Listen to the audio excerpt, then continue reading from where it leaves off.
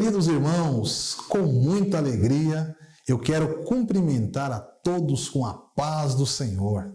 Estamos começando mais uma pré-aula da classe dos adultos da nossa Escola Bíblica Dominical.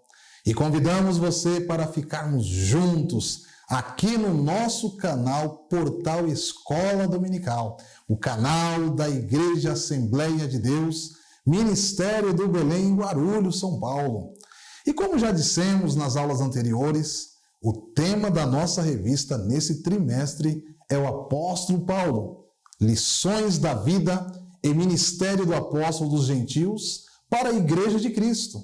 E na aula de hoje, estudaremos a lição 7 com o tema Paulo, o plantador de igrejas. Veremos que o apóstolo Paulo foi um desbravador na pregação do Evangelho e um grande plantador de igrejas. Se você deseja aprender mais sobre esse importante assunto, então continue conosco no seu programa Escola Bíblica Dominical. Curiosidade Bíblica.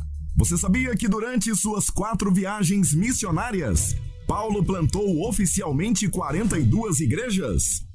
E você pode conferir o nome de cada uma delas a partir do capítulo 13 de Atos dos Apóstolos. Vejamos o que nos diz o texto áureo. Texto áureo. Eu plantei, Apolo regou, mas Deus deu o crescimento. 1 aos Coríntios, capítulo 3, versículo 6. A verdade prática nos diz: a experiência com Cristo é o mais poderoso fator motivacional para plantar igrejas. Leiamos agora a leitura bíblica em classe para a lição de hoje. Acompanhe conosco a palavra do Senhor. Leitura bíblica em classe. 1 aos Coríntios, capítulo 3, do versículo 6 ao 9. Atos, capítulo 13, do versículo 1 ao 3. E Atos, capítulo 16, do versículo 1 ao 5, versos 9 e 10.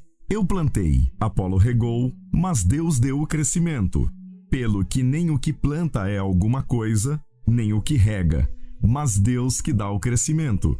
Ora, o que planta e o que rega são um, mas cada um receberá o seu galardão segundo o seu trabalho.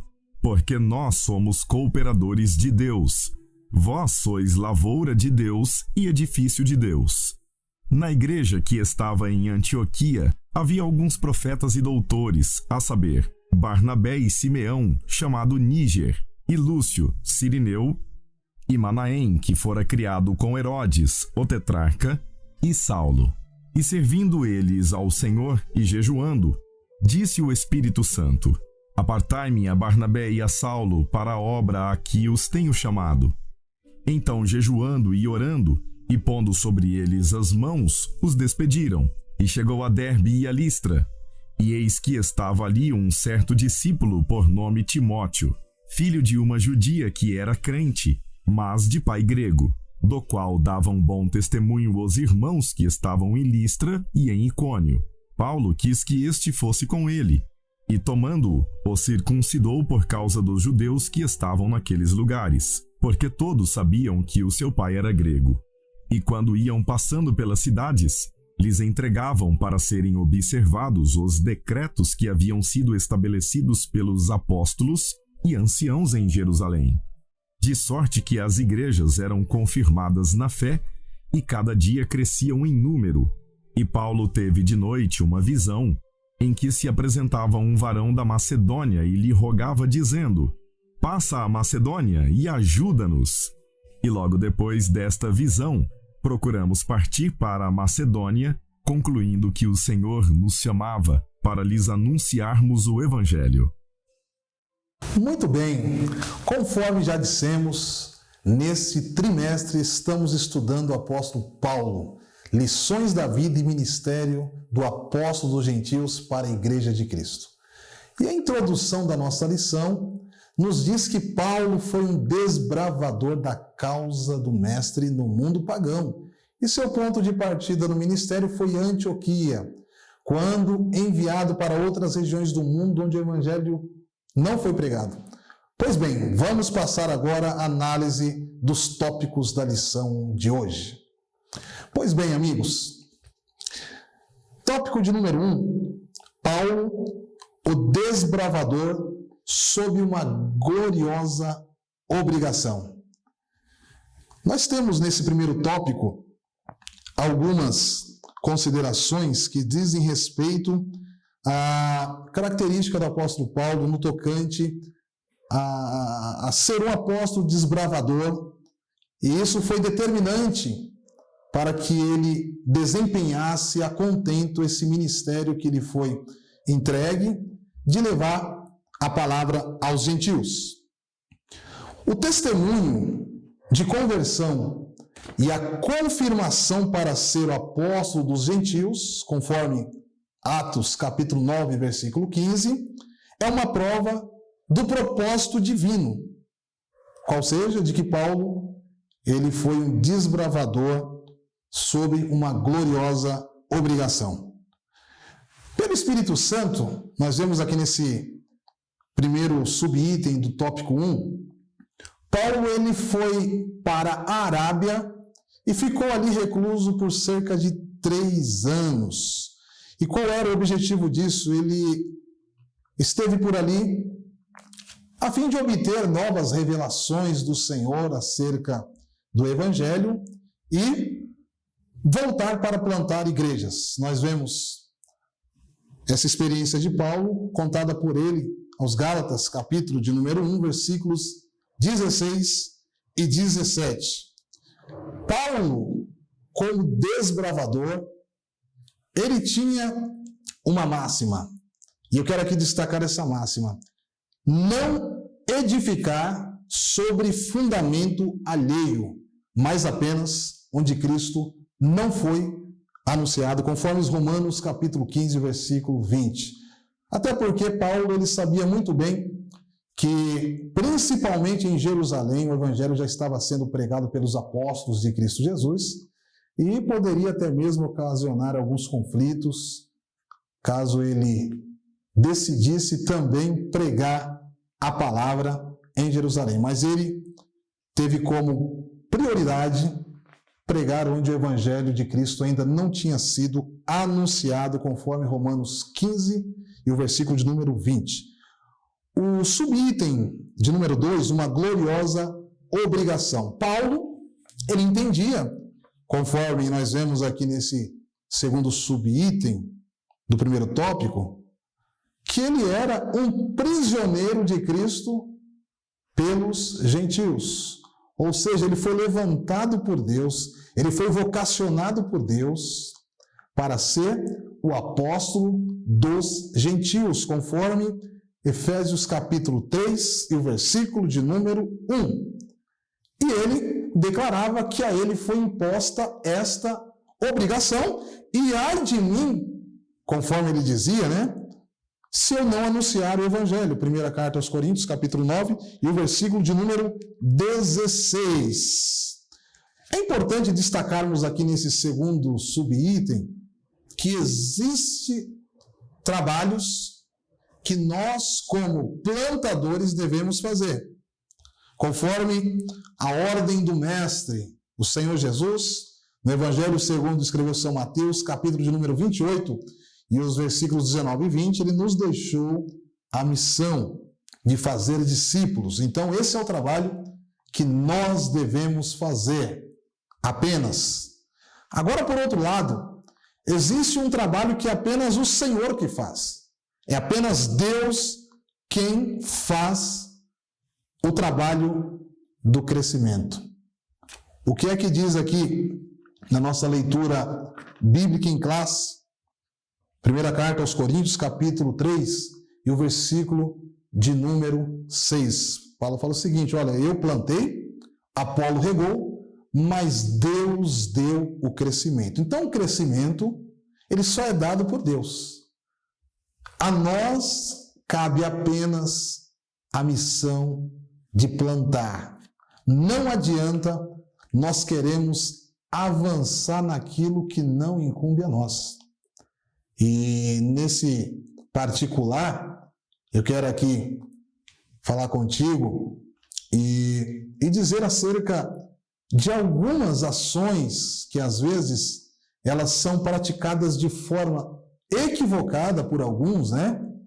Querendo o crescimento da Igreja de Cristo, visando o crescimento do corpo de Cristo. O crescimento quem dá é Deus. Cabe a nós fazermos apenas a nossa parte, sermos plantadores, conforme o subitem 3 desse tópico de número 1. Vamos partir então para o tópico 2. Antioquia, o ponto de partida para o crescimento da igreja.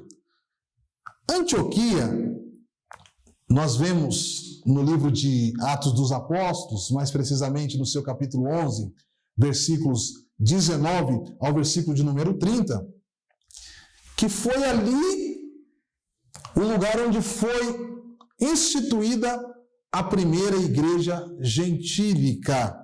Foi fundada a primeira igreja que tinha como característica a participação de irmãos que não eram judeus. A sua grande maioria era de gentios.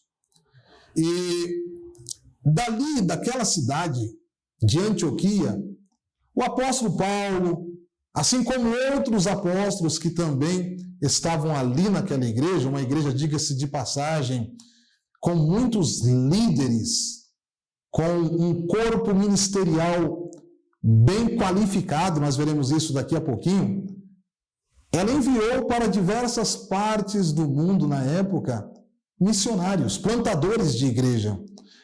Antioquia, é importante ressaltarmos que ela era a capital da província imperial da Síria. E nesse lugar, o comércio ele era muito presente. Essa cidade de Antioquia, ela controlava as rotas comerciais entre a Ásia Menor e também o Eufrates e o Egito. Logo nós vemos, meu querido aluno, professor, todos que estão acompanhando essa aula, que a escolha dessa cidade, e nós cremos, nós temos a certeza de que tudo isso aconteceu também, impulsionado pelo Espírito Santo de Deus, ela ocorreu em razão de ser uma cidade estratégica. Uma cidade que era a rota comercial. Uma cidade onde certamente havia ali uma movimentação muito frequente no que diz respeito ao comércio, o dinheiro, o câmbio ali naquela cidade, ele era frequente porque havia troca de moedas em razão do comércio que era presente, que era forte ali naquela região. Haviam também, certamente, tradutores, pessoas que executavam o trabalho para traduzir línguas, uma vez que muitos estrangeiros frequentavam aquela cidade. O transporte também, certamente, era um transporte eficiente. E olha só, meu querido amigo, meu prezado aluno, prezada aluna, até nisso o Espírito Santo de Deus, ele conduziu de uma forma excelente os líderes da Igreja do Senhor para fundar naquela cidade a primeira igreja gentílica. Um lugar que dava estrutura para que os missionários pudessem saírem para outras partes do mundo preparados, experientes com a realidade comercial e estratégica daquela cidade. Essa igreja de Antioquia, ela entendeu que o evangelho ele não se reservava apenas a uma etnia, ao contrário do que pensava, principalmente os judaizantes, né? A igreja de Antioquia, ela viu a necessidade do evangelho ser expandido para o mundo, para todas as nações. E os fariseus, que existiam e estavam ali no seio da igreja de Antioquia, eles viram no apóstolo Paulo a pessoa ideal. Eles tiveram em Paulo, que era um ex-fariseu, o principal defensor da posição de que a graça de Deus ela é para todos.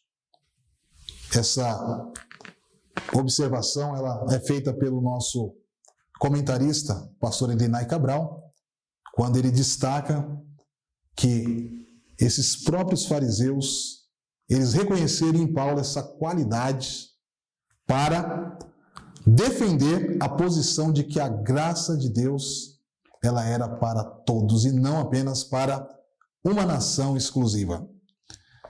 Nós vemos ali naquela igreja de Antioquia a presença de vários profetas, de vários mestres, uma liderança qualificada. Por exemplo, Barnabé, ele era um levita. Nós vemos a presença dessa liderança em Atos 13, capítulo 1, versículo 3. Ele era um proprietário de terras.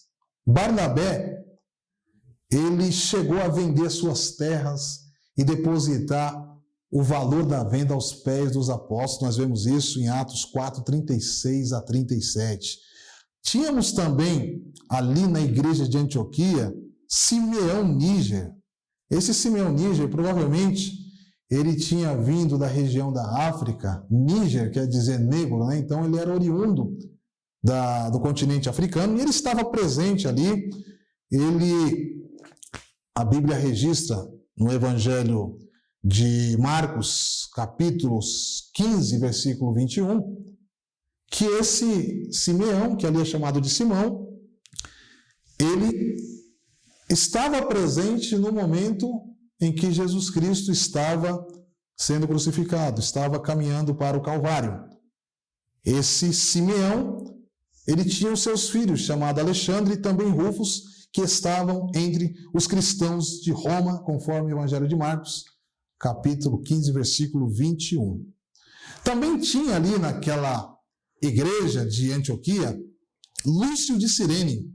Cirene era a capital da província romana de Cirenaica, a atual Líbia. Também Manaém, que era o irmão de criação de Herodes Antipas.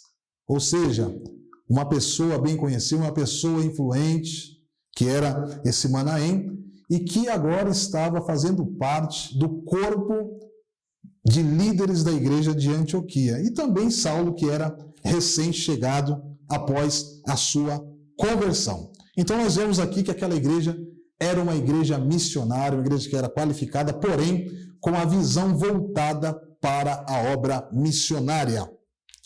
E foi ali que houve a imposição de mãos sobre Paulo. E essa imposição nada mais foi do que uma certificação oficial do chamado do Espírito Santo de Deus na vida de Paulo para fazer a obra missionária. Vamos então para o segundo subitem do tópico 2, que fala sobre a primeira viagem missionária. Paulo e Barnabé pregaram em Chipre, conforme nós vemos aqui nesse segundo subitem. E lá em Chipre, a Bíblia diz que eles chegaram numa cidade chamada de Salamita. E Salamita nada mais era do que uma cidade, a mais importante da província de Chipre. E eles tiveram uma viagem provavelmente bem cansativa, de 210 quilômetros navegando.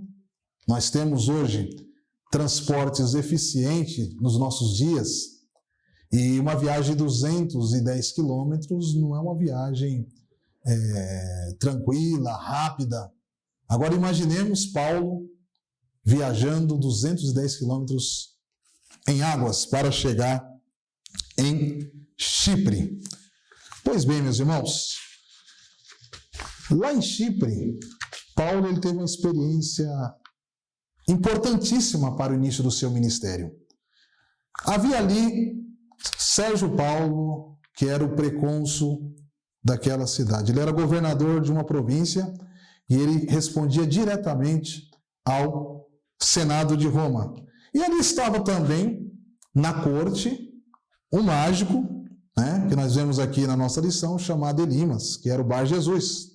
E ele tentava impedir que o precônsul Sérgio Paulo cresce na mensagem de Paulo. Paulo, então, ele, através das suas palavras, fez com que aquele Elimas, o Bar Jesus, ficasse cego. E diante da pregação de Paulo, diante de tudo aquilo que o precônsul estava presenciando, ele creu na palavra e se converteu ao Evangelho do Senhor Jesus. Essa experiência, ela conferiu a Paulo a incumbência de liderar a equipe missionária. Antioquia da Pisídia foi uma outra cidade que Paulo ele foi fazer a obra missionária e foi plantar a igreja, foi fundar a igreja. Essa cidade, ela ficava a cerca de 1.110 metros acima do nível do mar. E ele ali usava as sinagogas para entrar em contato com os gentios. Então, ele se utilizava das sinagogas para falar com os gentios e pregar a palavra. E esses gentios que ouviam a palavra do Senhor por intermédio de Paulo ali nas sinagogas, eles passaram a ser a primeira colônia ali que formaria a comunidade dos crentes da cidade do Império. Paulo também, ele foi para Icônio. Icônio ficava a cerca de 130 quilômetros da cidade de Antioquia da Pisídia, que também era uma viagem não muito curta, né? E ele fez essa viagem pelas estradas que dava acesso à cidade de Icônio, em especial uma estrada chamada Via Sebaste. Paulo, então, depois de Icônio, ele vai para Listra, conforme em Atos 14:6. E ali em Listra, Paulo realiza milagres de cura, de modo que os seus habitantes, eles passam a achar que Paulo e Barnabé, eles seriam os deuses gregos conhecidos como Hermes e Zeus. E segundo a lenda que eles acreditavam, esses dois deuses eles já tinham passado pela cidade. E aqueles que se recusavam a receber esses deuses, eles tinham as suas casas destruídas. Em razão disso, os habitantes daquela cidade de Listra, eles passam a honrar Paulo e Barnabé como sendo dois deuses. Mas foi essa mesma população, influenciada pelos judeus de Antioquia e também de Icônio, que pegaram Paulo, apedrejaram Paulo e levaram para fora da cidade e o deixaram quase que morto, conforme Atos capítulo 14, versículos 1 a 20. E saindo dessa cidade, ele ainda teve forças, mesmo depois de ter sido açoitado, ter deixado fora da cidade quase que meio morto, ele caminhou por cerca de 105 quilômetros, viajou para a cidade de Derbe. O segundo subitem fala sobre a segunda viagem missionária. Essa segunda viagem missionária, ela acontece após o concílio de Jerusalém. Esse concílio de Jerusalém, ele aconteceu porque diversas igrejas, predominantemente gentílicas, estavam sendo plantadas. Então nasceu um debate teológico. Os judaizantes, eles queriam submeter os novos crentes, gentios, à lei de Moisés. E então levantaram algumas questões, como por exemplo, qual é o relacionamento desses gentios que estão crendo no Messias de Israel com a lei de Moisés? Os fariseus cristãos então se uniram à visão desses judaizantes e eles achavam que esses novos crentes gentios deveriam se submeter à lei de Moisés, deveriam passar pela circuncisão. Foi daí então que essa questão ela foi levada por Paulo para a igreja que estava em Jerusalém. Paulo foi levado por Barnabé ali até a igreja, e Barnabé se encarregou de apresentar Paulo aos apóstolos, principalmente os dois líderes, Pedro e Tiago, que era irmão de Jesus, uma vez que os demais apóstolos não se encontravam na cidade nessa oportunidade.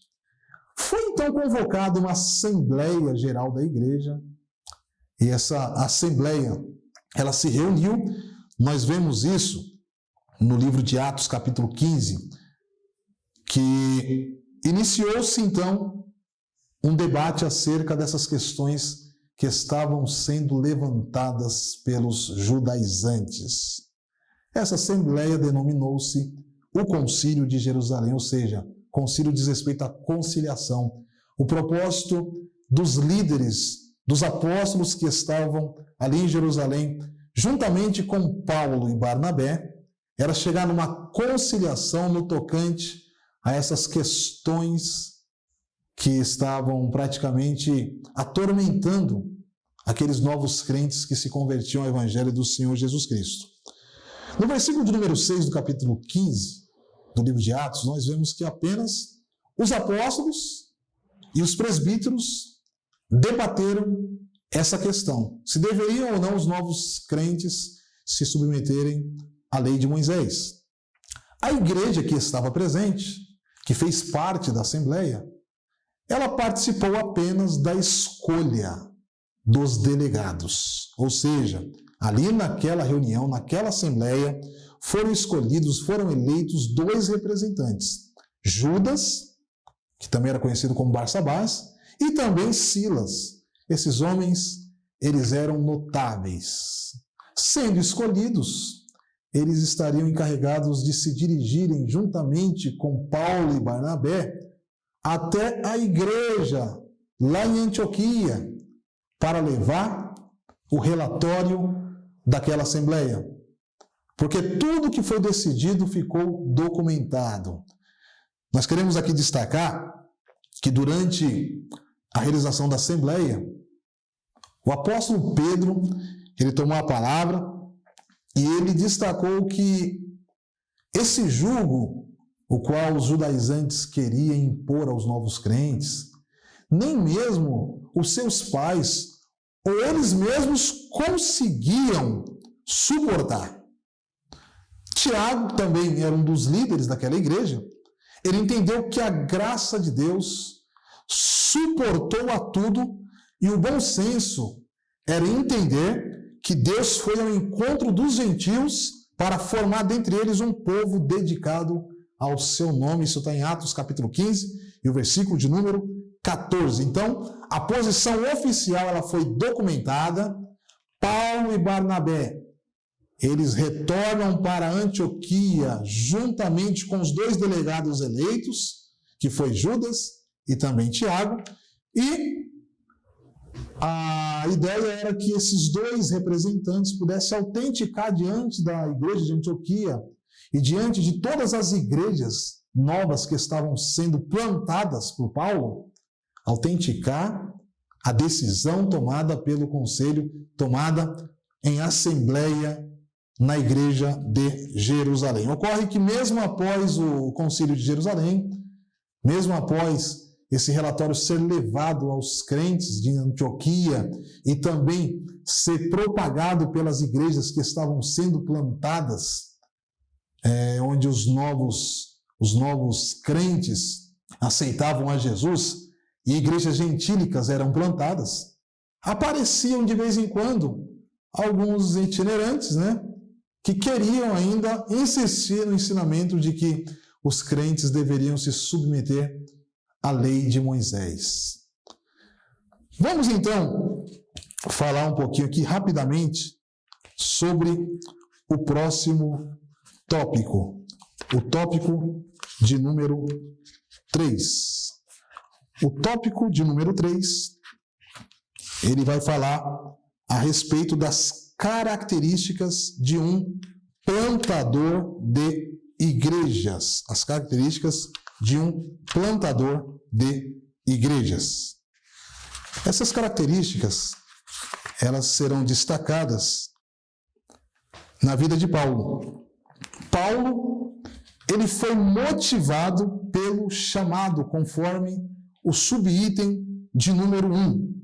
E tudo começou no caminho de Damasco, quando ele estava a caminho da perseguição dos cristãos. Atos 9, versículos 4 e 5. E ele teve esse chamado ali no caminho de Damasco como elemento motivador para plantar igreja. Atos 26, 14 e também o versículo de número 19. O seu testemunho de conversão e a confirmação para ser o apóstolo dos gentios, conforme Atos 9:15, é a prova desse propósito divino. Subitem número 2. Experimentado no deserto da vida. Essa foi uma característica importante do apóstolo Paulo. Paulo, quando ele entendeu que ele tinha um chamado para plantar igrejas, para levar a palavra do Senhor aos gentios, Paulo não se dirigiu a Jerusalém para aprender com os apóstolos que ali estavam acerca da palavra, acerca do propósito do seu chamado. Mas Paulo, ele fez o quê? Paulo, ele se retirou para o deserto da Arábia. Paulo sabia que lá em Jerusalém ele encontraria várias restrições, até porque a igreja ainda temia a presença de Paulo entre os irmãos, porque ele era recém-convertido e ele era conhecido como um perseguidor da igreja de Cristo. Então ele se retira para o deserto da Arábia, conforme ele cita em Gálatas, capítulo de número 1, versículos 17 e 18, e pelo Espírito Santo ele ficou ali recluso por cerca de 3 anos. O escritor do livro de Atos, Lucas, ele não menciona o que aconteceu com Paulo durante esse período em que ele ficou recluso ali no deserto da Arábia. Certamente Paulo, ele optou pelo silêncio. Então, aquele período foi o suficiente para que Paulo tivesse uma experiência pessoal, uma experiência única com Deus e fosse capacitado diretamente pelo Espírito Santo de Deus para fazer a obra missionária e plantar igrejas. E o deserto, como todos nós sabemos, ele tem a força para nos despir do nosso orgulho, conforme diz o nosso comentarista pastor Elenay Cabral, e nos revestir de humildade. É lá que o Espírito Santo, ele trabalha o nosso temperamento, o nosso caráter e também a nossa personalidade. Muito bem, vamos então para o subitem 3, do tópico 3, a igreja segundo as Escrituras. O plantador de igreja deve levar em conta que essa igreja, ela deve existir e funcionar conforme as Sagradas Escrituras. Porque a igreja é um lugar onde nós devemos ter um relacionamento com o nosso Deus. E é na igreja que há amor pelo pecador. É muito importante nós entendermos que não pode faltar na igreja, entre os irmãos, amor pelo pecador. Há também batismo no Espírito Santo, a profusão dos dons espirituais, ministeriais e de serviços, não que esses dons não possam ser distribuídos em outro lugar, por exemplo, na casa, o cristão orando ali, buscando a Deus, mas é muito normal na igreja os crentes receberem esses dons espirituais, ministeriais e dons de serviços. Na igreja também há autoridade de Deus para que possamos expulsar demônios, para que possamos curar enfermos. É muito bom quando a igreja está orando em conjunto, buscando a autoridade do Senhor para essa finalidade. E eu repito, não que o crente não possa buscar essa autoridade em apartado, isoladamente na sua casa, orando ao Senhor. Também na igreja a pregação fiel da palavra de Deus.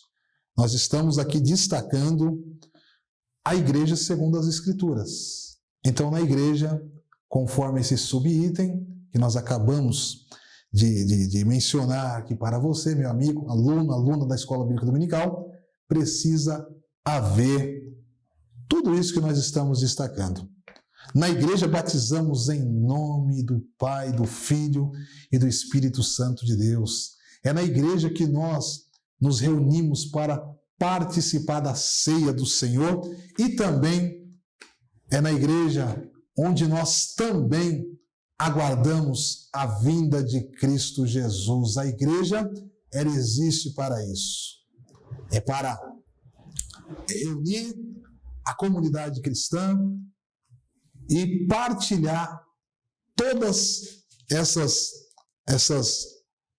ações que nós acabamos de citar nesse último subitem e, por fim, aguardar a volta de Cristo Jesus.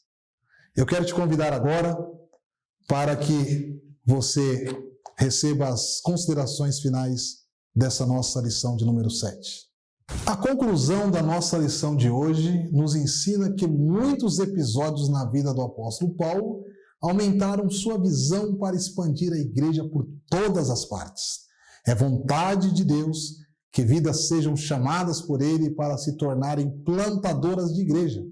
Pessoas que amem proclamar a palavra de Deus para quem não a conhece, formar uma igreja local que glorifique a Deus e viva a fé com fidelidade ao nosso Senhor. Muito bem, vamos fazer agora o nosso momento de oração. Senhor Deus, nós te damos graças por essa aula que acabamos de compartilhar com a sua igreja. Obrigado por cada um dos alunos que estiveram participando conosco, ó Pai, dessa lição, e que essa lição venha ficar guardada nos seus corações, a fim de que cada um possa exercer com excelência e com êxito o propósito para o qual essa lição ela foi programada.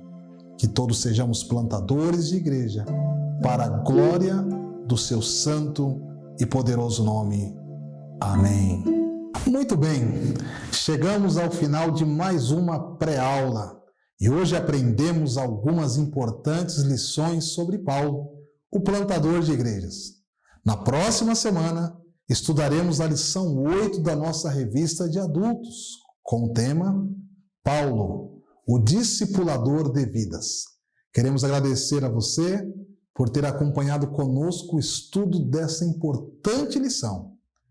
E se você gostou desse vídeo, se inscreva no nosso canal que está aparecendo na sua tela abaixo. Ative o sininho para você ficar por dentro da nossa próxima pré-aula. E compartilhe com seus professores, com seus alunos ou com seus amigos e irmãos da sua igreja ou das suas redes sociais. Que Deus em Cristo abençoe a todos. E até a próxima pré-aula, permitindo Deus. E não se esqueça, vivamos o dia de hoje como se Cristo voltasse amanhã. Até lá!